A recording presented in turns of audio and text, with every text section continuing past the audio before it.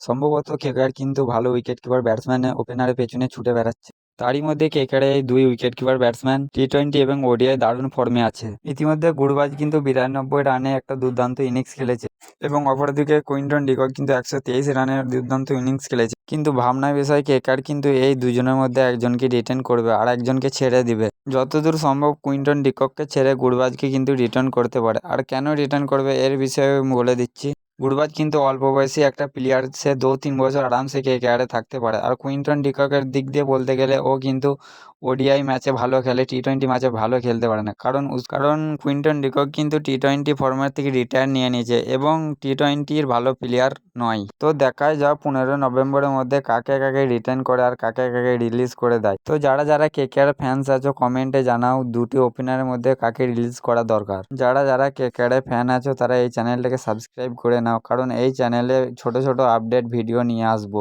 তো বন্ধুরা, আজকের মধ্যে এইটুকুই আপডেট ছিল।